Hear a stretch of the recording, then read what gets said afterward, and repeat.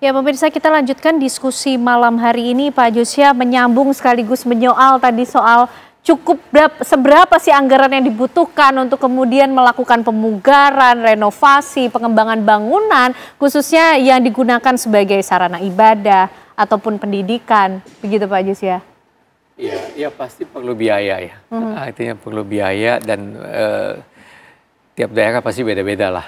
Ya katakan untuk bangunan di Jakarta, katakan dengan di Kalimantan, di pedalaman pasti beda. Tapi yang pasti untuk itu semua ada aturannya, artinya sudah ada acuannya seperti apa kalau kita mau membangun. Dan juga saya pikir perangkat peraturan dari pemerintah juga itu sudah cukup jelas. Artinya ketika kita mau membangun, kita harus mengajukan, kalau dulu IMB sekarang namanya PBG, persetujuan bangunan gedung. Ya, kita nggak minta izin tapi minta persetujuan lah gitu ya. Nah dari situ justru sebetulnya kontrol yang bisa dilakukan gitu. Tapi kenyataan yang ada sekarang, kalau orang mau bangun rumah seperti kucing-kucingan kan, gitu loh. Ini banyak. Jadi temuan di lapangan seperti itu, Pak Josia, banyak ditemui seperti karena itu? katakanlah misalnya memang ada aturan, katakan ya misalnya ada garis sepadan jalan, sepadan bangunan, artinya kalau misalnya kita mau bikin rumah nih, ya itu katakan termasuk apa namanya di area mana nih, ya kan itu ada katakan untuk area serapan, katakan gitu ya. Itu seringkali kalau kita punya tanah katakan 100 meter persegi, itu nggak bisa dibangun sepenuhnya 100 meter persegi gitu loh. Harus ada serapan katakan 60% atau 80%. Nah seringkali masyarakat ini nggak mau ikutin itu gitu loh. Seringkali sehingga kalau mau bangun punya 100 meter persegi, saya mau bangun semua. Gitu. Karena dia tahu saya nggak bakalan diizinin nih gitu ya. Tanpa punya bangun aja dulu, kompetensi, gitu landasan yang kuat mengenai hitung-hitungan. Nah jadi kalau katakanlah misalnya kalau didesain katakan dihitung oleh orang teknik sipil, orang struktur masih mending gitu loh. Walaupun katakan dia nyolong-nyolong ya izinnya gitu ya.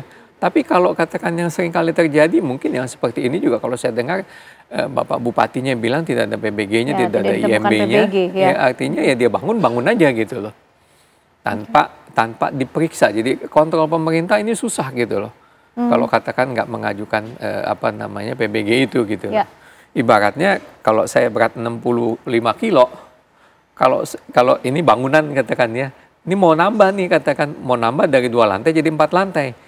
Ibaratnya saya harus bawa-bawa 3 galon aqua nih. 3 galon air, kalau saya jalan saya bawa-bawa 3 galon air nih. Mana kuat saya? Kalau mau kuat ya saya harus misalnya bodybuilding dulu supaya kaki saya lebih kuat. Artinya di bangunan juga harus dihitung dulu perkuatannya itu seperti apa supaya dia kuat nahan gitu loh. Pondasinya mungkin perlu ditambah juga. Jadi tidak asal saja kemudian. Nggak asal saja ditambah gitu loh. Memang perlu biaya. Kalau tadi Bu Shelly katakan apa namanya harus ada biaya. Ya memang banyak juga katakannya misalnya beban-beban kita itu, beban gempa itu makin hari itu makin bertambah. Kenapa bertambah? Karena kita katakan waktu dulu sebelum gempa Aceh kita punya peraturan, tapi setelah gempa Aceh katakan 2006 ya, itu kita ada perubahan peraturan yang cukup signifikan gitu. Karena data gempa kita bertambah, kita dan update. Sebetulnya gitu sudah mengakomodir perubahan yang terjadi juga. Betul. Dan baik. memang juga kalau dikatakan gedung yang existing ini perlu perkuatan, memang betul. Seringkali gitu ya, karena ini dibangun di tahun katakan 50 tahun yang lalu, kita harus upgrade, perlu ada perkuatan, memang harus juga ada dana untuk itu sebetulnya. Baik. Bu Shelly, itu yang temuan yang disampaikan oleh Pak Josia di lapangan, ini gimana Bu? Soal izin yang informasinya juga disampaikan oleh Pak Bupati, bangunan Ponpes ini belum memiliki izin, belum ada persetujuan begitu, padahal PBG ini atau IMB pada saat yang lalu itu justru menjadi alat kontrol pemerintah terhadap bangunan-bangunan yang dibangun. Ya, itu yang tadi sempat saya spill dari awal bahwa harus adanya koordinasi antar semua pihak.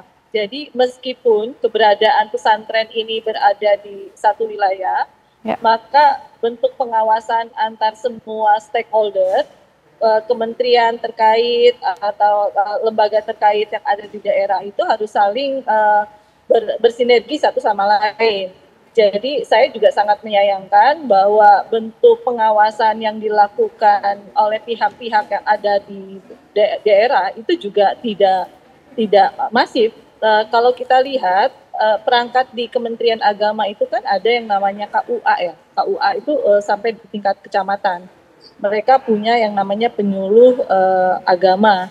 Nah, mungkin mereka ini juga melakukan pengawasan, melakukan pembinaan terhadap sarana-sarana keagamaan yang ada di wilayahnya. Berarti artinya saat mereka melakukan pembinaan di wilayahnya, artinya keberadaan pondok pesantren yang ada di wilayah mereka harusnya ada dalam pemantauan mereka dong.